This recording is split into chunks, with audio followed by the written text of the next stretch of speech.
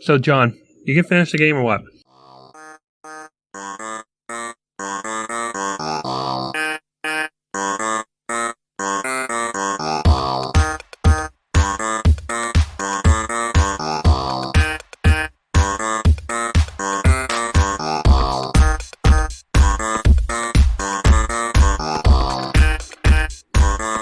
I think I will, yeah.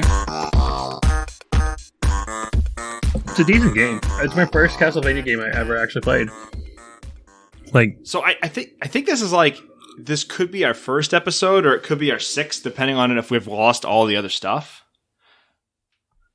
I mean, I think like the Battle of Olympus one and the Link's Awakening are pretty decent.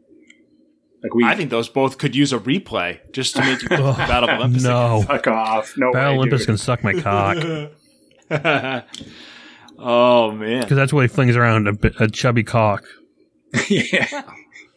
It's like the wooden Adequate. pickle from Bad Santa.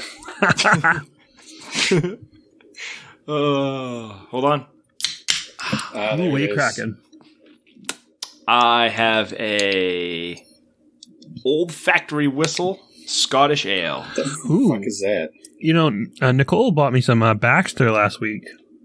That's my go-to. Yeah, not some decent beer.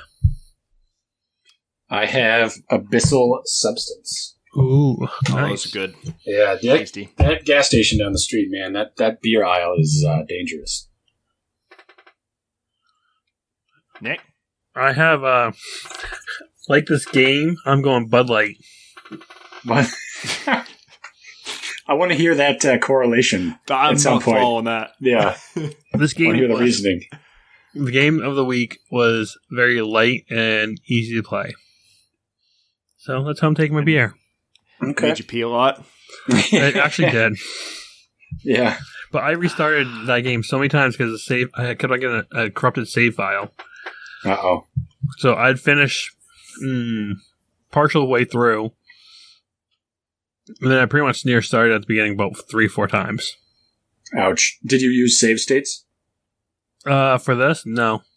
I used Yeah, the game good file man. save. I save stated the fuck out of this thing. Well, we got to tell everyone what it is. Yeah, Nick. So game of the week, guys, is Castlevania Harmony of Dissonance. Or Dissonance? Dissonance? Dissonance. Yeah. But let's talk about what we've picked up since in the last time we've actually ever recorded. Yeah. If we actually count that as recordings. But what has anyone picked up recently? Oh, man. So, I just ordered Trials of Mana for Switch. Nice. That's a remake of Seiken Densetsu 3, which I played a ton of. Emulated the crap out of it. What else have I bought?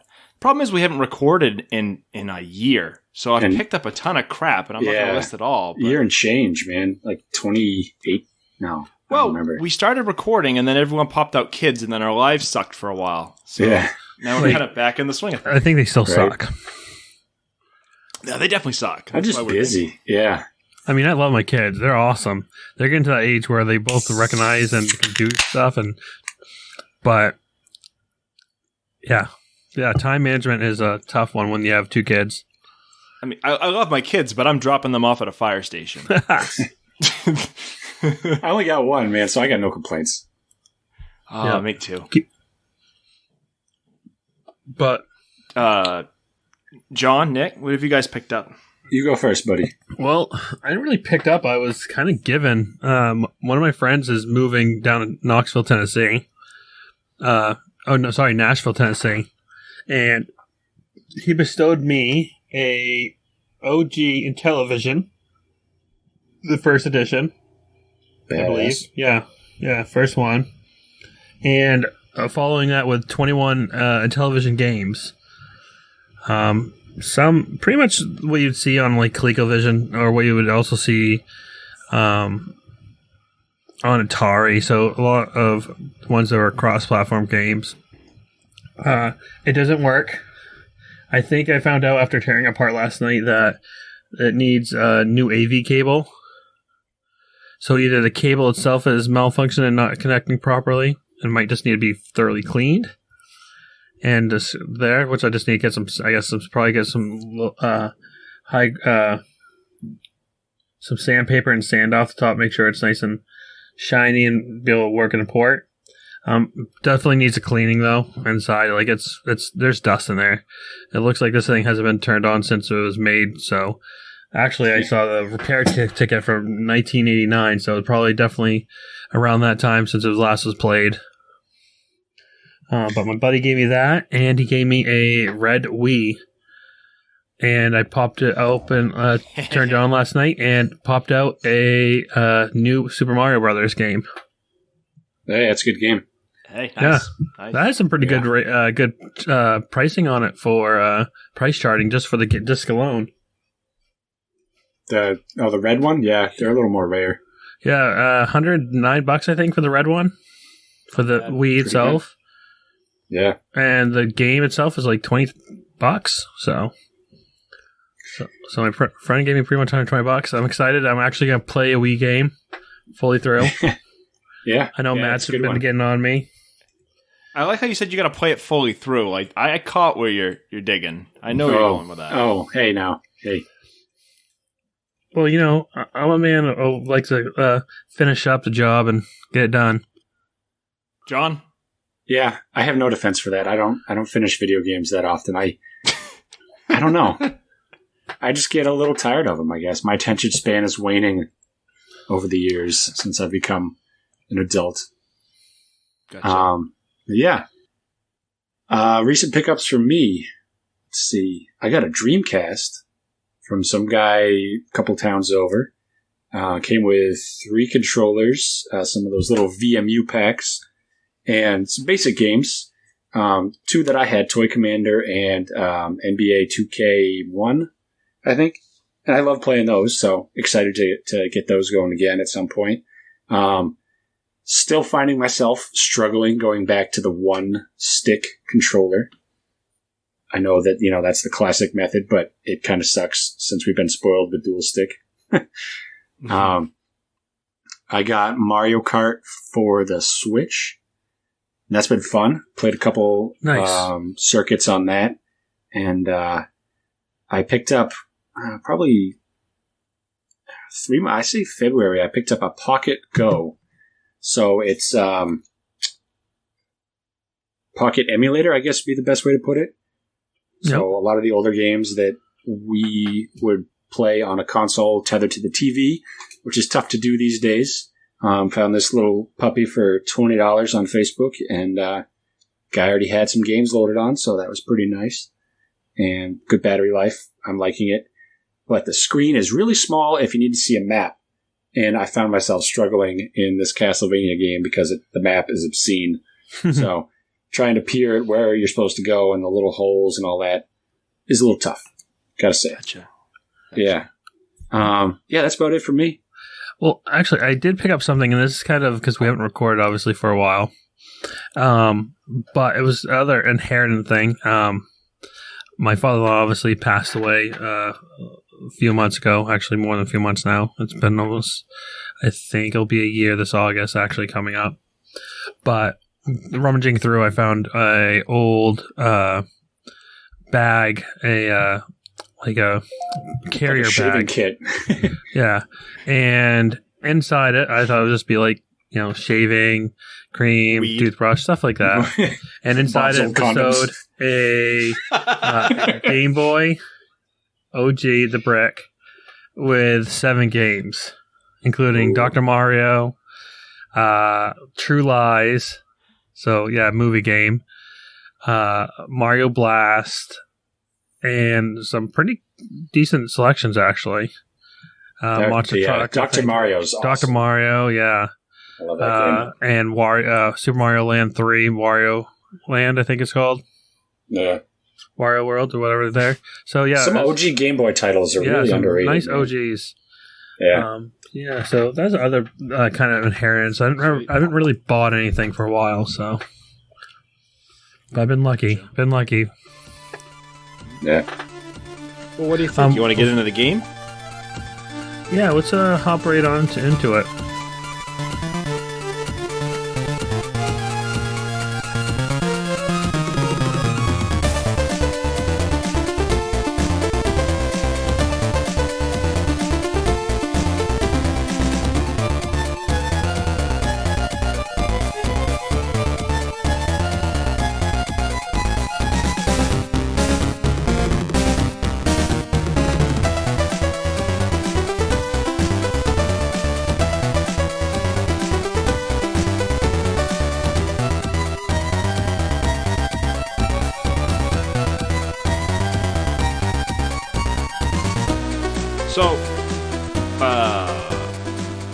Is this the first time you guys have played a Castlevania game? Because I've been ragging on you guys for I don't know how long to play some of the other ones in the series. First one I've actually thoroughly played. I recommended this game, obviously, and it was a game I played on my cousin's Game Boy Advance SP. So I was like, I think I was 16, 17 when I played this. So I think it was actually when it first came out. And I thought it was cool looking. I played it for an hour or so, and it was a cool game. And then obviously we're starting to record up, and we're trying to find a good game to start in and go back into. And I'm like, why not Castlevania? And I know, Matt, your face probably lit up when I said that. I got a little hard. Pretty good. Little chub. Yeah. Little chub. This is not the first Castlevania game for me.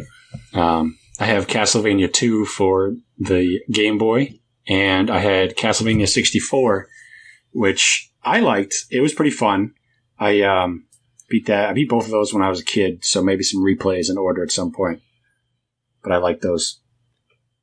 Gotcha. Yeah. And Matt, I watched you play like 17 Castlevanias in college, so I feel like I know the genre. Yeah. So I guess backstory Castlevania. My uncle left a copy at my grandmother's, had the original Castlevania. So that's what I grew up playing.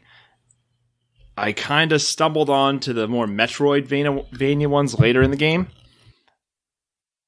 But I emulated the shit out of all of them in the midst. So, yeah, love the series. Great series. Like the earlier ones are kind of more standard 2D jump, whip things. Beat a level, go to the next level. The later ones are more exploration, kind of a more Metroid-style game. To each his own, as far as preference goes. Yeah, this one was better. Castlevania 2 was a good linear game, but I like the exploration aspect. See, yeah. I really liked the exploration on this game. I thought it was really cool. I thought it played nice. The only thing I felt like it was... as corridor and linear as this game was, like, you didn't know where to go next. You literally just stumbled. It's all about stumbling upon and kind of remembering, like, okay, where did I go? Did I go here? Did I go here? Like, I found myself constantly looking at the map, and I even had to, look at a more detailed map online just to kind of gauge where I was and where I had to go. I had GameFAQs map pulled up with a legend.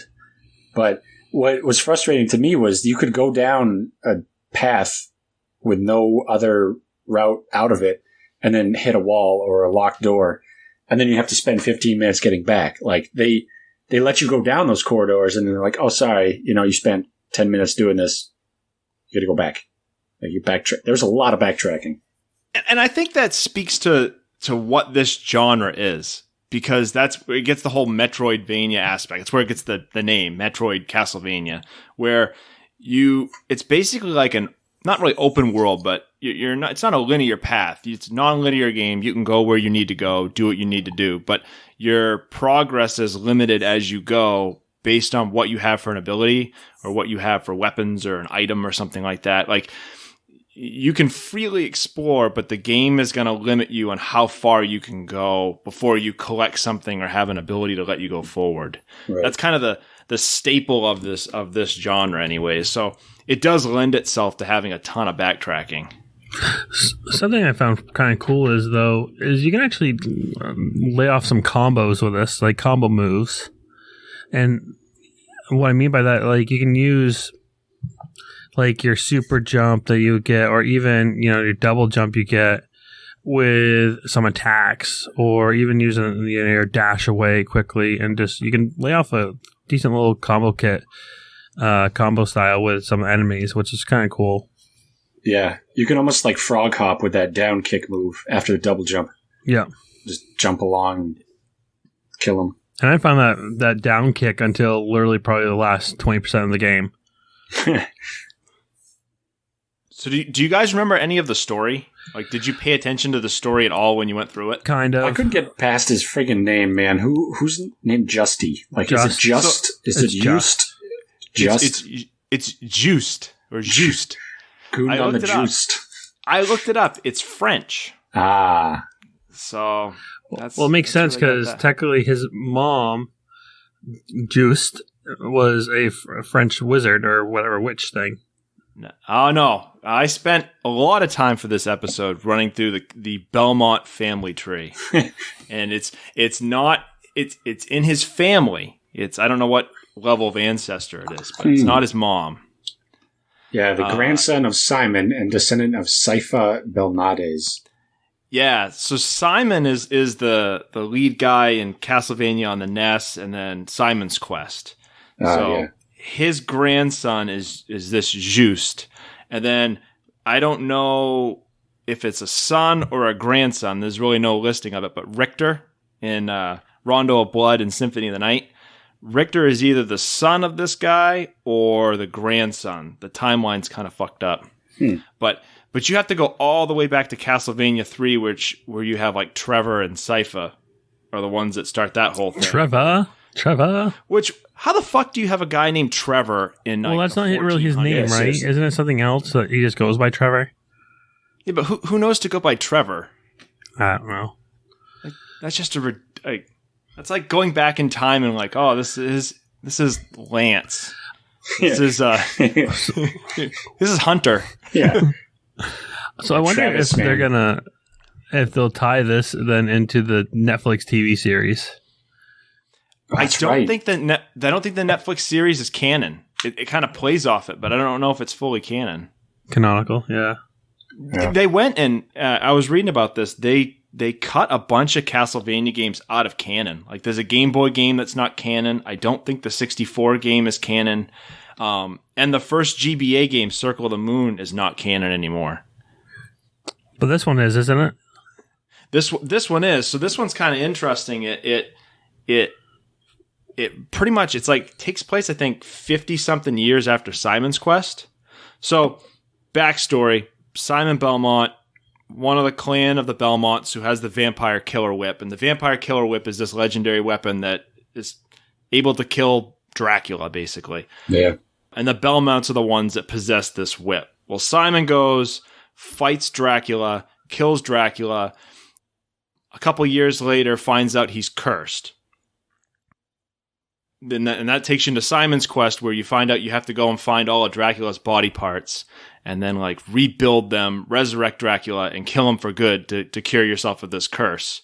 So this takes place 50 years after that. And a lot of the story in this ties into Simon's Quest. So this one's definitely canon. Now, obviously this was my first game. Did anything like from this game carry through from other games? Or were carried on through with this game? I don't know. I'm not sure. Because I can't remember. I don't think it would, because it kind of filled in the midst. Like, you've already had games with Simon in them. And then you've already had games with Richter, who's either this guy's son or grandson. So it kind of is that middle area in between something that already exists. Yeah.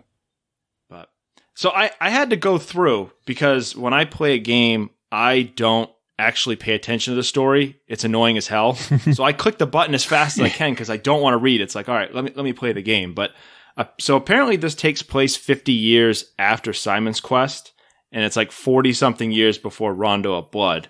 But you've got three main characters that you follow in the game. You've got Just Belmont, who we talked about earlier. He's got his best friend, Maxim Kirschnein? Yeah. Fuck if I know. Right. It's he's kind of like the childhood friend and rival of Just.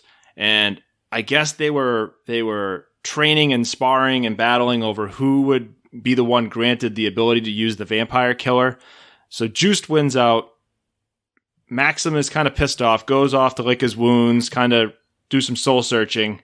Somehow ends up in the castle or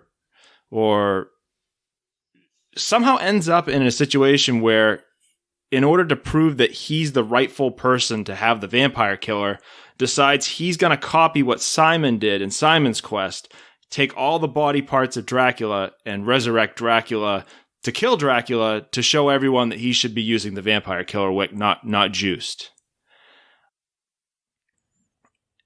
fucked up.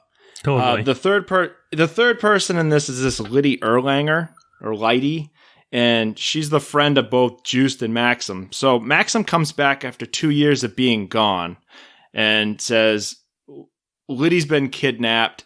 I don't remember shit from the past 2 years, but I can take you to where she is, which is the castle that you're in Castlevania Harmony of Dissonance, where you're going through. So that's kind of the backstory to this one. And so you kind of have to understand what they're doing. You kind of have to know what went on in some of the earlier NES games, but it doesn't do anything with the later ones. So this Maxim guy gets possessed, right? That's what happens. Yeah, so he tries to resurrect Dracula, and something goes wrong, and he becomes possessed as you learn through the game. Yeah, because he kidnaps the girl. He kidnaps Liddy. We hit her too. Like the game said that he hit her from himself in the special room. Yeah, because he keeps going back and forth of like possessed, not possessed. I think in the different castles or something, like A and B. Yeah, and that's kind of a plot twist too, and I didn't really understand it. It took me a while to understand the whole back. So apparently, like this isn't a true Castlevania castle, because in the other games, the castle is as much of a character as Dracula. So Dracula comes back every 100 years, unless someone resurrects him, which they do like half the game. Someone just decides to resurrect him, so it doesn't follow this 100 year These people are window. dumb, man. They keep reviving him. Yeah, it's crazy. But this castle is like, it's like his thoughts are calling out the castle or making the castle appear. So the castle is like incomplete. So there's two castles that need to merge into one in order to bring back Dracula. I don't understand why the fuck that has anything to do with what we're doing in this game. Yeah, there's no duality aspect anywhere else that I've seen. Like in any previous games, is there like a dual split? You know, like light and dark. Maybe that's the only thing I could think of. But you've kind of got something like this in Symphony of the Night, which you guys won't play because reasons. But in Symphony of the Night, like, play it now. It's so Symphony of the Night is the best Metroidvania in the Castlevania series. Hot take right there, man. Yeah, hot take. But you go through the castle in Symphony of the Night, and if you get the right ending, if you have all the things you need to get the real ending, you have to go through the entire castle that's been inverted, and it's like harder. There's different bosses. It's basically like you have a whole, like the game just becomes 50% longer instantly. And it's a surprise. Like unless you knew these two things and you explored the whole thing, you would never know there's this whole other part of the castle. So I think that's where, because what this game is they basically decided, the guy who developed it, Koji Igarashi, he's the guy who programmed Symphony of the Night. What the fuck was he thinking on the soundtrack then? That was Soshiro Hokai and Michiro Yamane. I don't know if I pronounced it. Probably butchered both names. You did it with style, though. Yeah, right? I don't know. I mean, I didn't mind the soundtrack, honestly. It wasn't horrible. Like, I did read, like, people saying, oh, the soundtrack sucks. It's horrible. It wasn't that horrible I guess for a GBA game, it wasn't that bad. It was real bad. I mean, I didn't sound that bad. So the thing that gets me is like the GBA can do more with sound than this. And they did that with Circle of the Moon. Like the Circle of the Moon soundtrack is awesome. If you go and listen to the music in that game, like it's really good. Well, doesn't it have its own, it has its own Spotify channel, right? What? I think it's just released it. Like the Castlevania games now have their own Spotify channel. No way. Yeah, they just released it. I'm gonna go find that. Yeah. Yeah. Hot take. So Castlevania has some awesome music. So, like the first one and the third one, Rondo of Blood soundtrack, is amazing. This one, I think what happened was the GBA can only do so much at once. Yeah. So, like Circle of the Moon, the graphics weren't all that complicated, so they could run a lot more of the juice or whatever into sound. And this one, they've ramped up the graphics. Like you had bosses with like multi parts. There was a lot of moving things in this. Well, that's why I heard that was a sacrifice. They sacrificed the soundtrack or the sound over the graphics. Yep. So yeah, there's nothing in this. So one, I didn't listen to a lot of soundtrack other than the intro part where I bitched about it. Yeah, I played on silent a lot. It just, what I heard wasn't memorable. No, well, and I don't think the Pocket Go emulator I have has very good speakers, so it sounded pretty rough. So I played it actually with sound on. Didn't mind it. I thought the sound was okay. It just reminded me of like an old, retro game. But I will say there's one thing that I thought was weird when you killed the witches or the pixie enemies, the female enemies, with the whip. Oh yeah. Yeah, they were kinky, man. Oh, so kinky. Like, oh. Like, oh. Oh, man.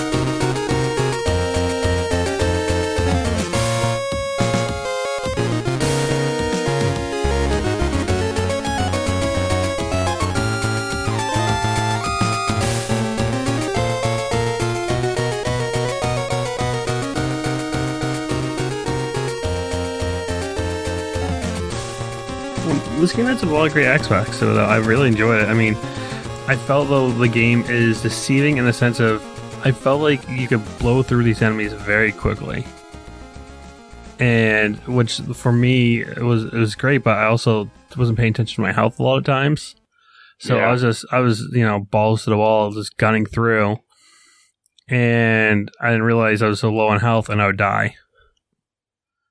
Yeah, if you try to like rush through stuff and the enemies kind of pile up and they follow you, or like you get pinned down, you're fucked. Yeah, I found this game like if I wasn't paying attention, I was being cocky, I would die. Mm-hmm. But when I was actually paying attention, like not watching TV and playing at the same time, I would do okay. Like I think one of the trade-offs you get in these Castlevania games is the old ones where they were very linear, get from start to end, kill a boss, next level, brutally hard. Like, just tough as nails, known to be very hard. I've never beaten the third Castlevania without save stating the fuck out of it. These, where you have a little bit more leeway to explore, it's like they dial back the difficulty. Like, they want you to get through the game. Versus it's beating the game as a reward. Yeah.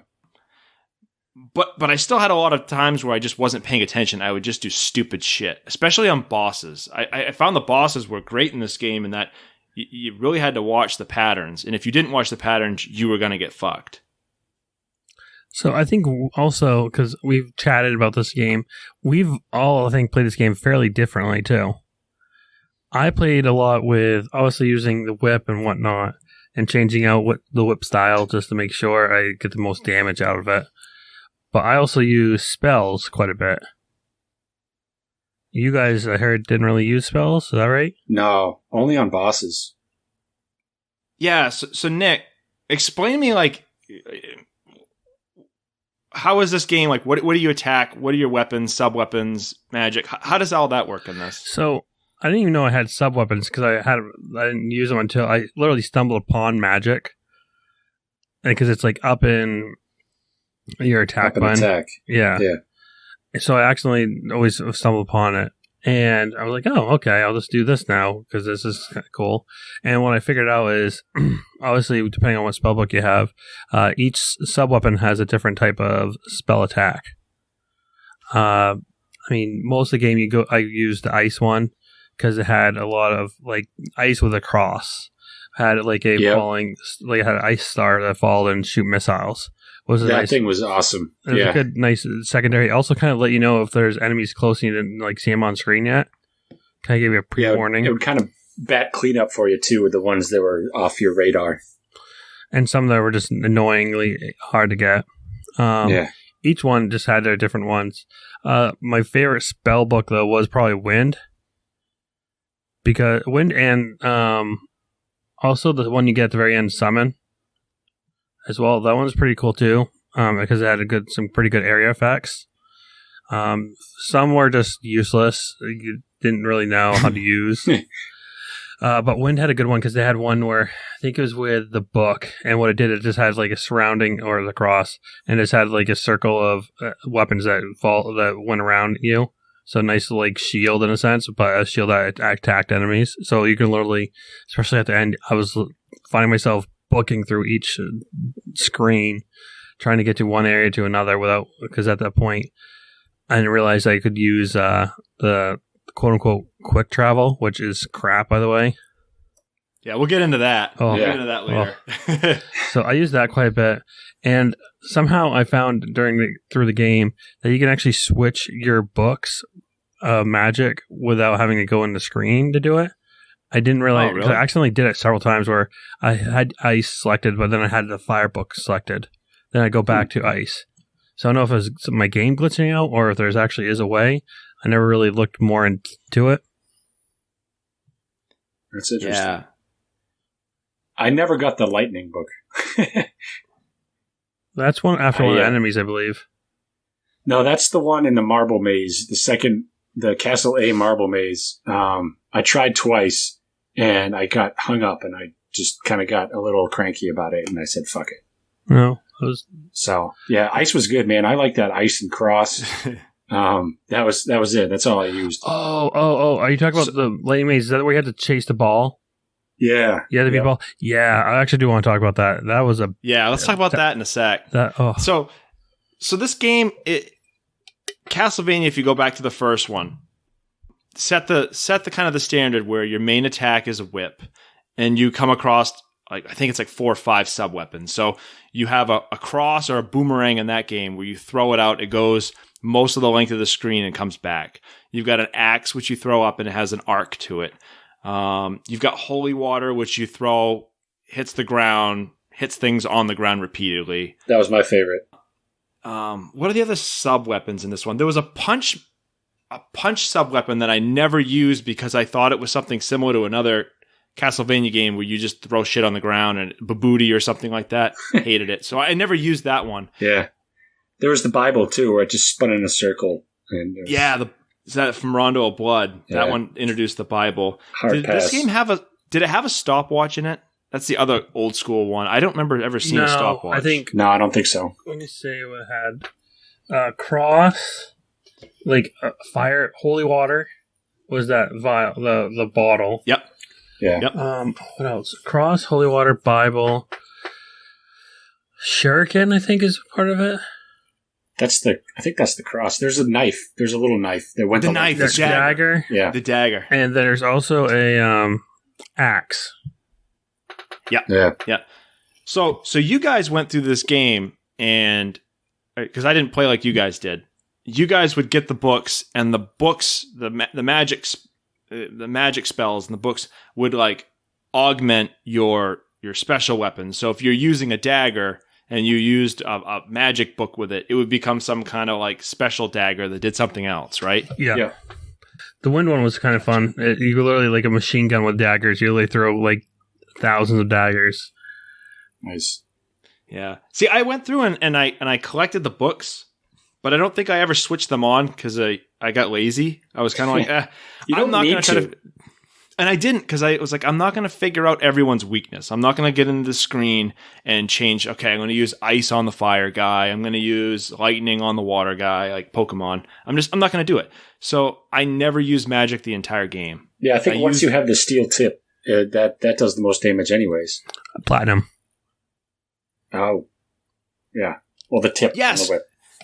Yeah, so this game's a little different in some of the other Castlevanias, or at least some of the other Metroidvania ones, where Symphony of the Night, you play as Alucard. Alucard doesn't use whips, so he's got a bazillion weapons. In this game, you have the vampire killer whip, and you're stuck with that whip the whole game.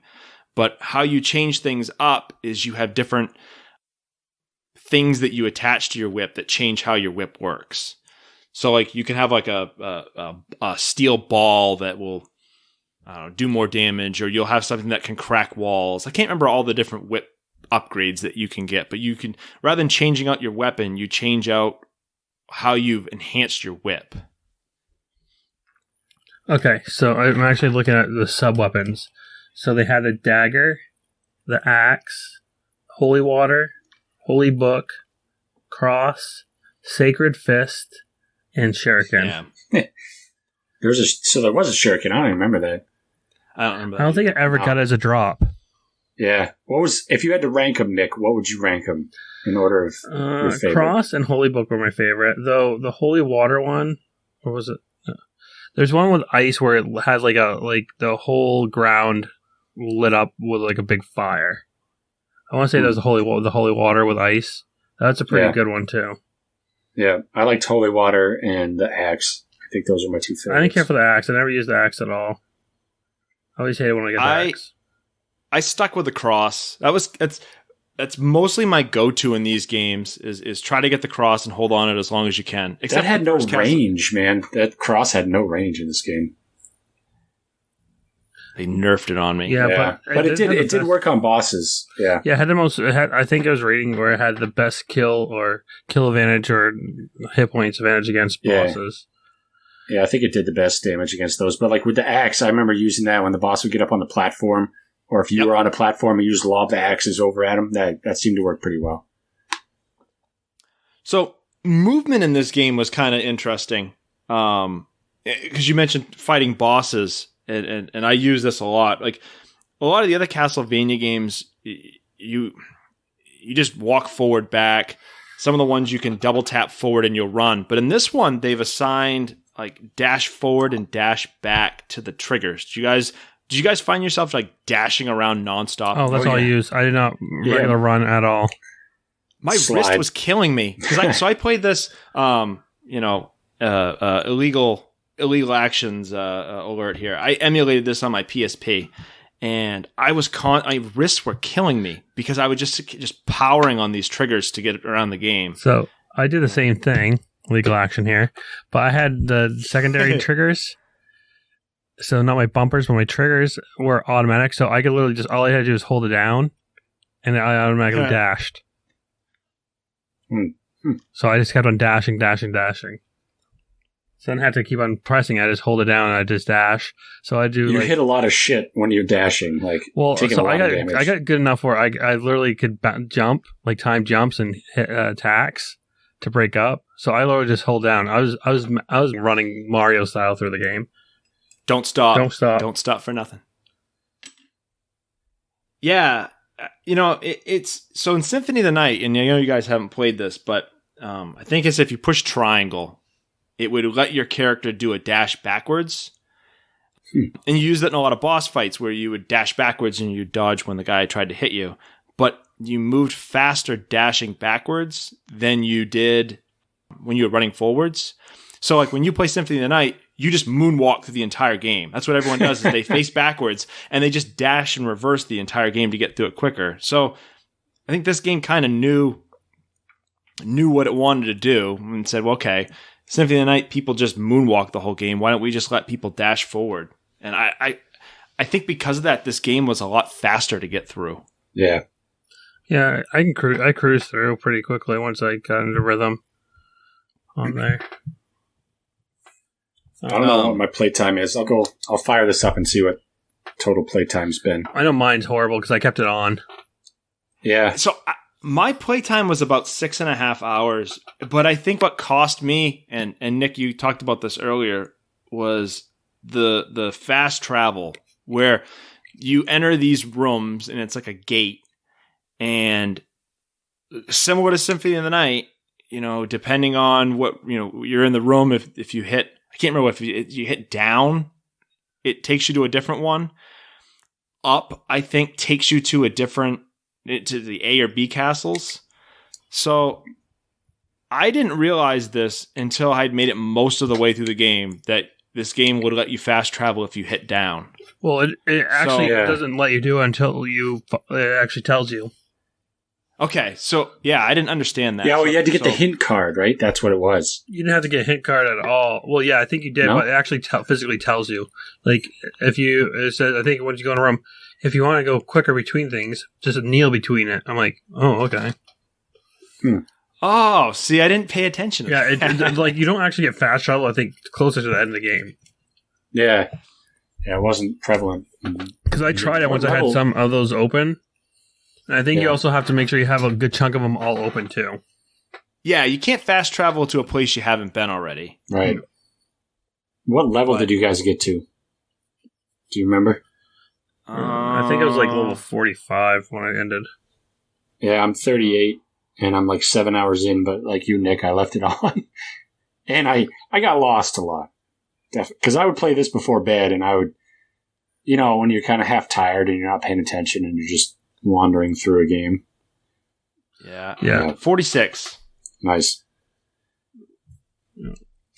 I was cruising through. At the end, it's to the point where like you take one damage, so getting hit by enemies is no problem. I didn't really care about getting hit by an enemy, even You just slide tackle all of them. that. Or I was like, okay, I'm just gonna blast through them either way. So I'd have maybe go through a level and lose like 10 HP. I'm like, oh, okay, cool. But they're still annoying because you kept on like dash back or whatever. You kept on fall back, and I was like, oh. Oh, I got knocked one time, and it fucking pissed me off, so I quit for like 2 days. See, I don't remember this game having the Medusa head problem that a lot of the other games have. Oh, Where, the like, Medusa were annoying as hell. Yeah. Oh, those are a staple of Castlevania. Those fucking things. Oh, annoying. Anything that actually What was flew were pain in the ass. Yeah, what was your least favorite enemy? What was the most? I think they had like birds that threw shit at you, like swords. Yeah, I think I Was remember it the them being- harpies or the ones that like the harpies. Harpies. Yeah. They were in And then like they the were- clock tower, right? Yeah, clock Yeah. tower harpies. They were annoying. tough. I looked it up, Anything and that flies sucks. they were susceptible to ice. So once you equip the ice, I don't know, what is it, a charm on your whip, you could kill them in like 2 hits. No kidding. Yep, that wouldn't work. Those guys that they looked like kickboxers, and they would jump up and down, and they would slide tackle you. What are they called? Yeah, those fuckers sucked. They would do a lot of damage. Spurgay, something like that. It's Yep. like the Russian version of what actually is a zombie or a Yeah. vampire. What is it? It's the guy drunk off too much vodka, just slide tackling people. Go to a party. It's just some guy slide tackling everyone else. So, Spriggan. So, and you guys would know what monster it was if you had gotten the proper relic. Oh, yes, the monster book tome.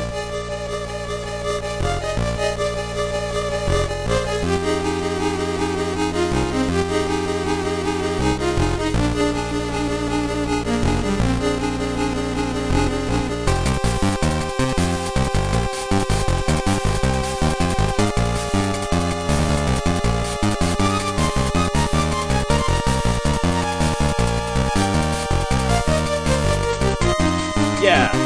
So this game is kind of like Symphony of the Night in that you have abilities and relics and stuff that you can equip and unequip. One of the things that they give you in this game is the Master Tome or something like that. It's kind of like the Bestiary that lets you like collect all the data of all the monsters that you've seen.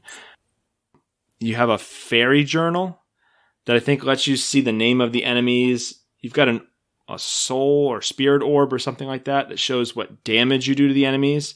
And then you got a bunch of other relics that give you different jumping abilities that I don't remember. That high jump one, I feel like should have come way sooner in the game. Because there were like 3 or 4 times I remember being like, how do I wall jump or something? And I tried and it failed. But like you get that griffin boot or griffin wing and you just down and then up and you like rocket upwards. Yeah. Yep. Some of the attachments for your whip were kind of useless, too. Yeah, the spinny circle one. Yeah, that one. What was that point of that? In the beginning, it worked. Like if you had a lot of people coming at you, you could just sit there and spin. Never used it. Never used used it. You could literally do it with thumb pad if you really wanted to as well. Yeah. So I use that a little bit here and there. So that came from, I think, what the hell, Castlevania 4, Super Nintendo. And what that lets you do is, like, if someone's shooting a projectile at you, because you really can only attack things forward. If you whip that thing around, the projectile won't come from above or kind of like come downward at you. So if you get there and keep spinning your whip, you don't get hit as much. Good to know. Fun fact after when you go to beat this, John. Yeah. Give me another hour and I'm almost there. Yeah, you start off with a Sylph Feather. I felt that shit came early, and definitely Griffin's Wing should have came a little earlier. You don't get the Griffin's Wing until legit the end. Yeah. Yeah, you got to beat the armor guy. I beat Death, and then what is it? You beat Death, and then you beat the giant armor knight guy. That you hit him in the shins. Yeah. Yeah. He got annoying because he wouldn't go back. He kept on rushing me, and he literally put me into a corner, and I died a couple times that way with him. Same. Yeah, because his hits took 70 life off of you. Yeah. When you guys got armor and stuff like that, what was your factor? Because this was kind of an RPG in the sense of you got armor that you could use to heighten your defense, your strength, your intelligence. You actually had other things. What was the stat that you guys tried to increase? I always I didn't care about anything other than defense. Same. Yeah. That was kind of my thing. You had other things in this, luck. I think affects what you get for drops, and intelligence the lucky ring you could equip. I think you had that on most of the time. Yeah, I always tried to max out whatever I could do for my attack, which I think was tied to strength. When I was doing a weapon, or always max out defense if I was doing something on my equip it on my head or my body or something like that. Yeah, it was. I never pay attention to luck or intelligence. I didn't care. Yeah, I don't know what intelligence did for you, but I think it was the guardian armor when you feed that one giant armor thing into the chipper and you get all this armor. Yeah, that was pretty good. Oh yeah, that's one I used quite a bit, almost near to the end. Actually, I think I still used some of it at the end. Yeah. I bought some stuff off the merchant. Oh my god, that guy's weird. Yeah, dude. Twice in the whole game. I would go into rooms being all right, he's going to be here, and then he wouldn't be there. Yeah, you had to hit certain. Apparently, I read up on that. You had to hit certain times that he could be there. If you had even number of hearts or full health, stuff like that. It was weird. Because I came across a couple rooms what's supposed to be in here, and I'd see one at the very end, one that had a wolf in it, and I'm assuming that was his room, and it had a number at the bottom corner. I was oh, okay. So I don't understand the thinking there. I don't know why they had this guy just randomly show up. I know when you play Symphony of the Night, the librarian or whatever the guy is you buy stuff off from, he's in one spot the entire game. So if you need something, you got to do some backtracking or you have to do some fast travel and then run through a bunch of guys. But you at least know when you're going there, you're going to be able to buy something. I rarely used, if I was in the room with a merchant and I just so happened to stumble upon him, I'd buy stuff, but I never sought him out because he wouldn't be there. It was kind of a waste. Yeah, totally. And you couldn't sell your armor that was kind of past its prime. Yeah, you just kept it. I thought that was weird. Yeah, you could only sell the gems you found. And I only found a few of those. So, one of the things I didn't like was I kept coming across doors this entire game. And a lot of the other Castlevania games, like Symphony of the Night, I'm going to keep referencing that over and over because that is what this game basically tried to copy and bring it to a GBA. But you'd have doors you couldn't get through, but it was the beginning of the game that you could get to the doors. In this, there was tons of doors, and you couldn't, I don't think you get through many of the doors until the end of the game. And I remember spending half the game oh my god, when am I going to get a friggin' key so I can get through this door? And it just seemed like it never came. Yeah. Not until you could hold up Maxim's ring for a couple of them. and then everything was at the end.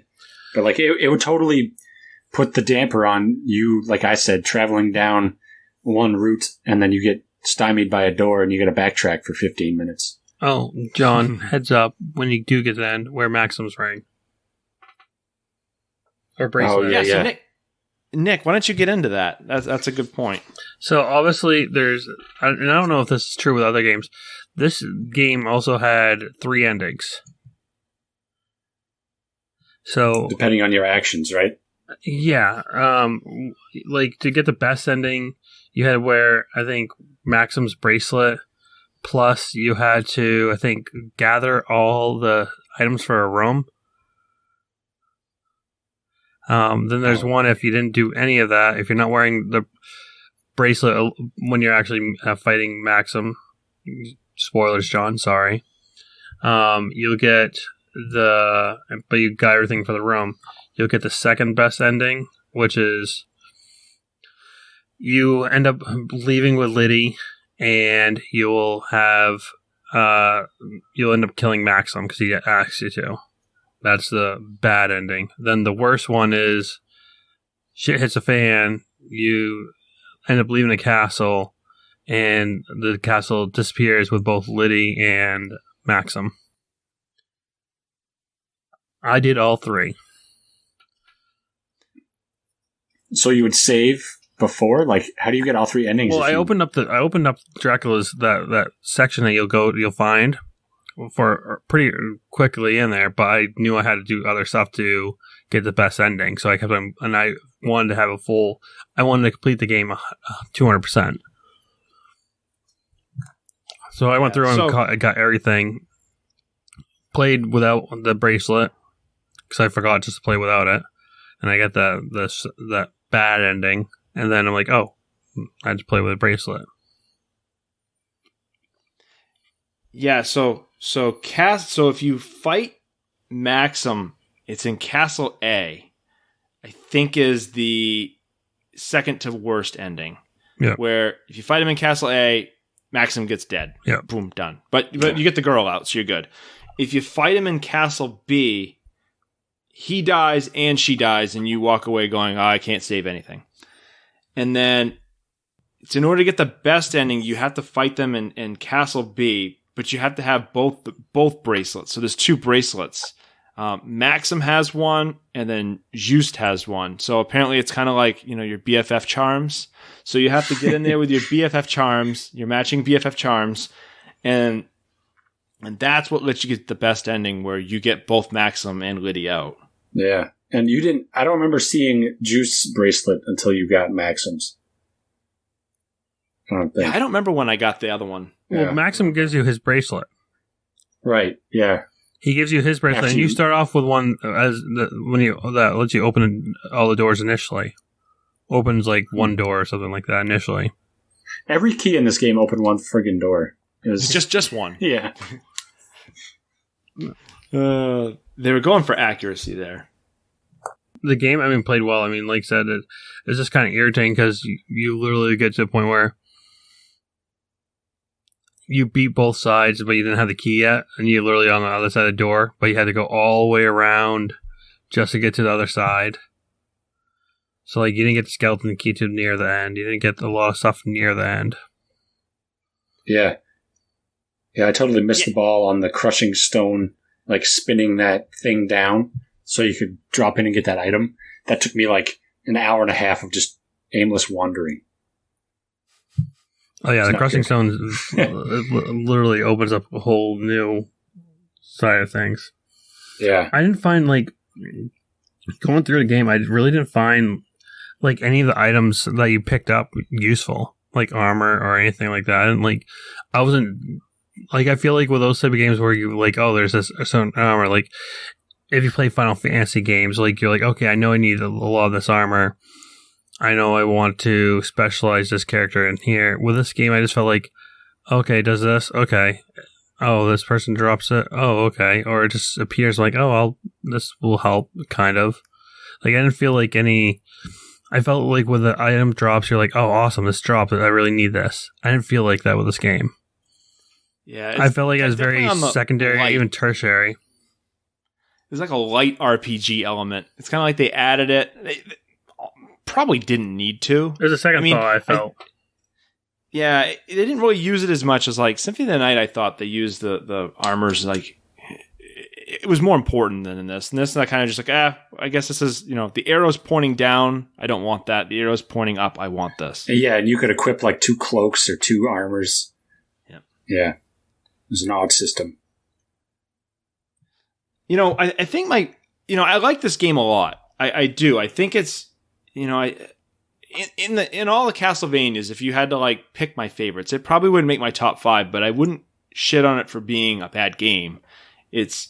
I just think it gets overshadowed by a lot of the other ones in the system in the series that I like more. I just, for some reason, getting through the castle in this one wasn't as enjoyable as getting through the castle in some of the others.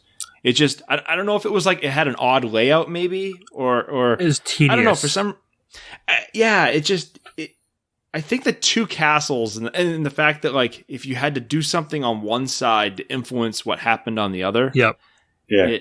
It just, I felt like I was constantly, I get Metroidvania, you have to backtrack, but I felt like I did an excessive amount of backtracking in this. Yeah. Same. Yeah, and you couldn't jump through, like you'd see on the map, like the rooms were touching each other, but like there would just be a barrier and you couldn't go through. Well, and let's go to the map, because I know we were going to touch on this. The map was just like, it was cool because it like highlighted what you've completed. That's great, but I would have loved if they could had a zoom function to allow you to zoom a little bit more into the map, because it's possible. They've done it with Pokemon games, for God's sakes, but also kind of tell you what the name of that room is. Yeah, like I'd like to know what room this is. You didn't know what room it was until you and you only did it once. So once you discovered it, it'll tell you the name, but that's the only time I ever tell you the name and never said it again. Yeah. I know there was a couple spots where I was trying to find something. I got stuck once or twice in this game and I'm like, fuck it, I'm going to look at a guide. And the guide would say like, you need to go to this, go to the marble walkway or sky walkway or go something. And it just, none of the areas to me, for some reason, maybe it's because I wasn't paying attention and I should have been, but I never knew where any of the areas were. Like none of them, I couldn't look at the map or couldn't look at the game and just say, I need to go here. And for some reason, and maybe it's because I paid more attention in the other games that I played, but in this one, I felt like I could never get where I needed to go. Like I had no idea where I was. There was a lot of that. I feel you. I had a map. I knew what block I was standing in, but, is this the marble area? And if so, I need to get to the sky walkway. Where is that in relation to me? I had no clue. I mean, the only reason I knew where everything was is because I literally went through the whole castle 4 or 5 times before realizing I had to go someplace. And it actually didn't come until, I'd say, after I got opened up both maps fully, that I realized where I had to go. Because especially if you use like the A and B, you can kind of see, A, it was blue, green, and green for B. You can kind of distinguish where you've actually been in both castles finally. Yeah, that was a good feature. And once you distinguish that, okay, I have that part I had to fill in. Oh, I'm missing this. I know I need this item. Oh, I see there's a black spot there. There's clearly, it has to be there. Like, I did get stuck where I'm like, I can't find this certain thing. Like, I was looking for the summon tome, and I came to realize that I needed to use a crushing stone, I think in one of the save rooms. Then also another save room had like a hidden thing where you had to do the griffin jump. John, you'll find these later. Yeah, no, I'm all in the griffin jump now. Yeah, that was frustrating. I hit that griffin jump one like 3 times trying to get through. Like, oh yeah, I should go back here and change to B. And then I'd be like, shit, I gotta go warp to this one and then go over this way, not just like cut through this shortcut that looks legit, but it's not because it's got a giant wall and you gotta do your springy fuck jump. Yeah. Come on. Oh, also something because I know you're hopefully finished up soon. You can double jump after doing the griffin jump. Yep. Good feature. So when you guys went through this, what'd you think of the bosses? Like, were there any that stuck out to you that you liked? I like the Satan looking one, the devil.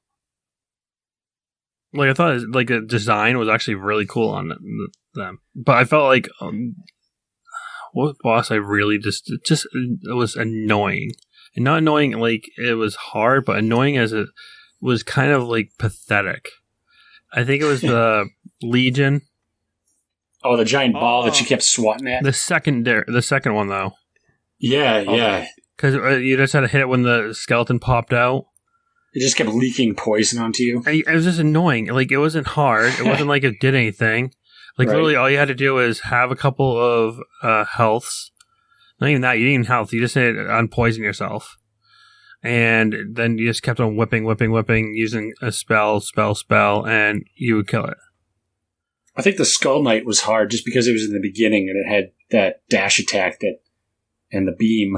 Like, I remember that being kind of tricky. The Cyclops was actually pretty decently challenging.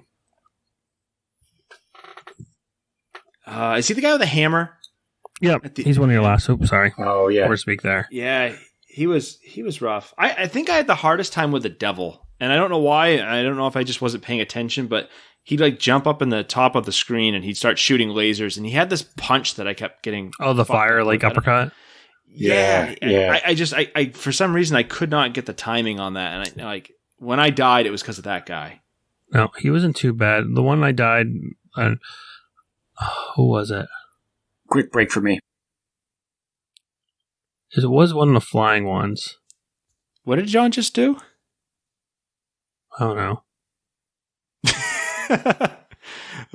It went quiet. I could kind of hear he has like a fan or something going in the background, and all of a sudden he just ran away. I don't know if his computer died or what it was.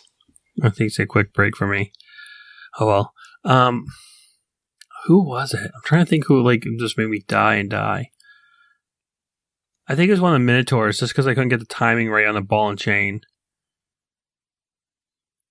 That was something I think that was kind of different in this game, where I don't know if the other ones did this or not, but I think this is the first time where they reused bosses. I mean, so Symphony of the Night, right? They stole a shitload of sprites from the Super Nintendo, Castlevania 4, and a ton from Rondo, but they added a bunch of their own. And then like every Castlevania after that has copied the sprites going forward. It's used the same ones. But this one, like the bosses, like they would copy bosses. You had a Minotaur level 1 and level 2. You had 2 legions. There was something else that they had 2 of as well. I think of all the bosses, I think the slime one was one of the most lame. Oh, that was so easy. That was just like, what? Yeah. That was like a quick, you just put on, I think, ice for that guy, and you just cruise through him. I just kept whipping him, and then it was done before I really knew what was going on. Yeah, because there was no actual attack. It was just, like when you whipped him, he kept on oozing little blobs, and once you killed those little blobs, they didn't go back. That was the most pathetic. Death wasn't too bad, but he was actually fairly easy, I felt.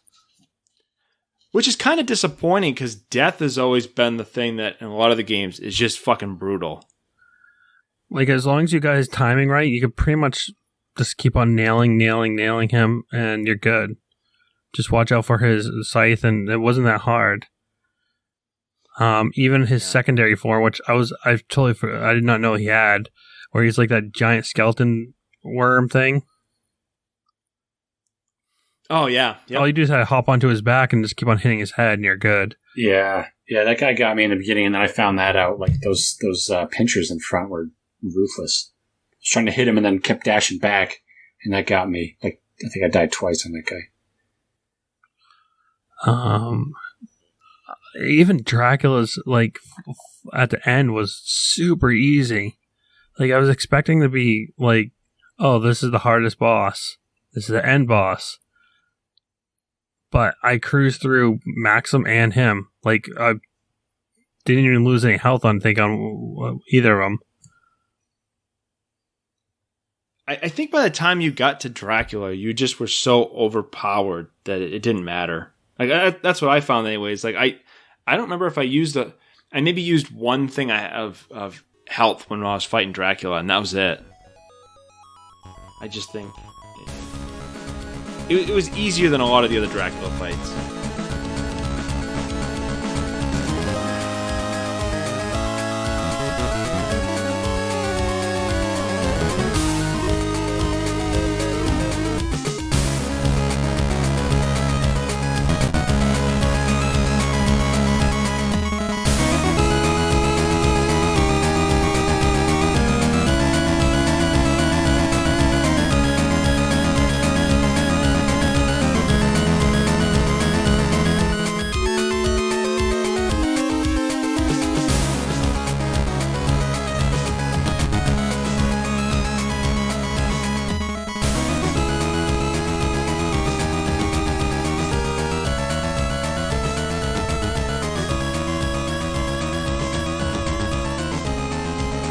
I mean, it was a good game. It was my first experience with it, and I really liked it. Like, I'm gonna play more. So maybe we go through and just give a kind of our overall summary of what we thought playing through this thing. 1 to 10 scale. Yeah, I don't know if I could give it a number. You know. I mean, I guess number. I think I'd put it at a solid 8. I mean, it played well. I mean, for the console that it was on, which was a handheld, I mean, that's a lot of game for a handheld. I mean, it had some pretty good depth. You had a lot of bosses. I mean, it was a very long game. I think that's something that's usually doesn't happen too often, especially with Metroidvania games, I figured. So it was a nice, easy playthrough. Like I said, I mean, I thought the sounds weren't too bad on it. I thought the graphics were pretty decent on it as well. I'd play it again through. So, yeah, solid 8 for me. John? Yeah, I kind of corroborate what Nick said. Nice winding adventure. A little frustrating at times with the map. Good bosses. Good storyline. I'd say 7.1. Somewhere in that range. Yeah, you know, when I played through this, you know, I think if we listen to this episode and we listen back, it's going to sound like we're shitting on this game an awful lot because we're picking out a lot of the things that like we thought were dumb here and there. But I think when it's all said and done, the dust settles. Like, this is much better than most of the other games out there. I think we're just being picky on a lot of these things because it's a Castlevania game and it's kind of held. I think your Castlevanias, your Mega Mans, your Marios, those are always held to such a high standard that it's easy to pick out all the shit in it that you're annoyed with, and it's also easy to overlook all the stuff the game does really, really well. Like I thought it controlled great. Definitely. The layout was a little frustrating, but even then, I mean, they basically tried to cram Symphony of the Night onto a GBA cart. And for all intents and purposes, they succeeded. You know, I think the unfortunate thing about this game is it's kind of sandwiched between two other Castlevania games where, you know, Circle of the Moon was a launch title and it gets talked about an awful lot because you couldn't see a fucking thing when you played that game. The screen and the color choices, it was impossible to see. Yeah. And then Area of Sorrow is another one that people put up, I think wrongly so, but people put up as high on the pedestal as Symphony of the Night. So you don't really hear this game talked about a ton. And I think that's kind of a shame because it's an enjoyable game to play through. Yeah, I'd recommend anyone play that. I mean, especially if it's either first Castlevania game, it's a good playthrough. Because I think it's easy enough and enjoyable enough where if you're want to jump into a Castlevania game, it's a good one to jump into. It was my first, and I liked it. Yeah, I think if I was going to recommend a Castlevania game, I would recommend either the first one on NES, which is brutally hard, so people would understand, like, this is classic Castlevania, you know, very deliberate jumps, very tough. Or I'd recommend, like, Symphony of the Night. You know, this is where they made the swap over to, you know, more exploration based. But this wouldn't be that far behind it, because I think once you've played Symphony of the Night and you kind of see what it can do on a major console, it's pretty impressive what they pulled off on the GBA. I mean, it's definitely nothing to scoff at. I think the GBA has some hidden gems on it. Yeah, I look forward to playing some more. Yeah. I think we're at over an hour, a little over an hour here. So yeah, good thing to come back on. Yeah, a little, shaking off the cobwebs because we haven't done this in a year, but this is good. Yeah, we'll get it up and going. So Matt, I think since this is my pick, it's you next. So, and I left it up to you guys. I don't know where you stand on it. So my thinking was, in our Lost episodes, we played some RPGs, we played some side scrollers, which John absolutely hated. Just that one. We had just one game, which shall not be named. But we haven't done any on-rail shooters. So what I was thinking, and I will leave the choice up to you guys, if you wanted to try to either emulate or get a hold of a Japanese copy of Sin and Punishment, I'd like to play that one. Or if it's easier, I'd like to tackle Star Fox 1 and 2 for SNES. And I'll leave it completely up to you guys. What do you think, John? I mean, I've played Star Fox 1 on SNES quite a few times, so I might be more in tune with number 2 since I've never even seen gameplay from that. So I've never played a Star Fox game ever. Wow, you're in for it. They're good. You're in for it. So I guess let's do that. Let's do Star Fox. We'll jump on. So next one we'll cover Star Fox 1 and 2. Yeah. So you figure these games, they're, if you know what you're doing, you can get through both of them in probably about an hour, maybe. You can get dude, Star Fox 1's kind of hard.